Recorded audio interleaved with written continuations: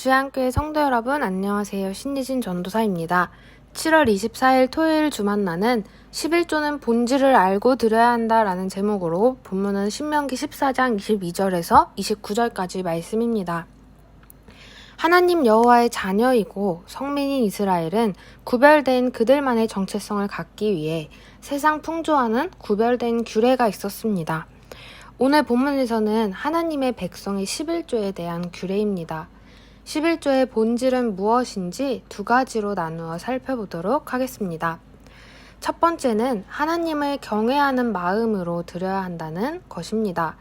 22절에 너는 마땅히 매년 토지소산의 11조를 드릴 것이며 라고 합니다.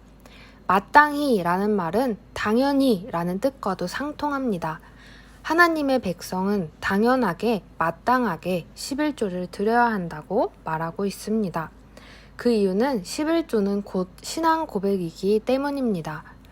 23절에 내 하나님 여호와 앞, 곧 여호와께서 그의 이름을 두시려고 택하신 곳에서 내 곡식과 포도주와 기름의 11조를 먹으며 또 소와 양의 처음 난 것을 먹고 내 하나님 여호와 경외하기를 항상 배울 것이니라 라고 말씀합니다. 여호와께서 이름을 두시려고 택하신 성소에서 정하신 음식을 먹으며 하나님 경외하기를 배우라고 하십니다. 그래서 11조의 본질은 하나님을 경외하는 것입니다. 경외는 대상에 대한 이해에서 나옵니다. 하나님이 어떤 분이신지 알면 알수록 두려움과 존경이 커지기 마련입니다. 내게 주어진 모든 것이 하나님의 은혜임을 알 때 하나님을 경외하게 됩니다. 그래서 11조는 경외를 삶으로 행동으로 고백하는 것입니다.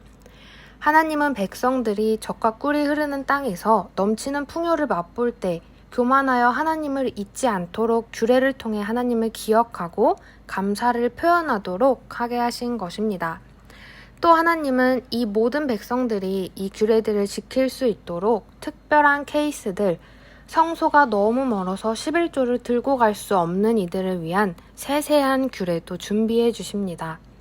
그렇게 이스라엘은 11조를 통해 복을 주신 하나님을 경외하고 하나님 앞에서 모두가 함께 먹고 즐거워하게 되는 것입니다. 그런데 성소에서 드리는 11조의 감사와 즐거움은 성읍과 성중으로 흘러갑니다.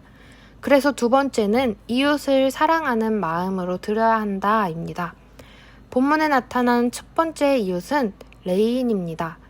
기업을 나눌 때 레위인은 땅을 분배받지 못했습니다. 그들의 기업은 하나님이시고 하나님을 예배하는데 전력을 다하기 때문입니다. 땅이 없으니 소산이 없고 소산이 없으니 생계가 어려운 것입니다.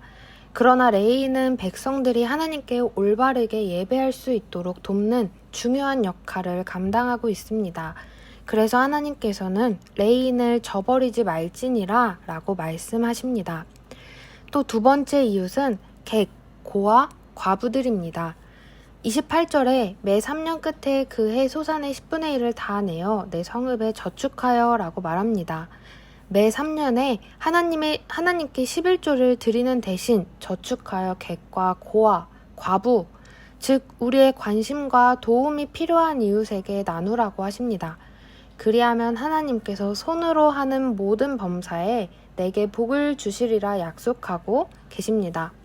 복의 선순환이 이루어지는 것입니다. 오늘 말씀을 통해 살펴본 11조의 본질은 경외와 사랑입니다. 하나님을 경외하고 이웃을 사랑으로 섬기는 것입니다. 오늘도 받은 복을 세어보라는 찬송가의 가사처럼 하나님께서 주신 것들로 인해 감사하고 즐거워하며 또 이웃들을 사랑으로 살피는 저희가 되기를 소망합니다.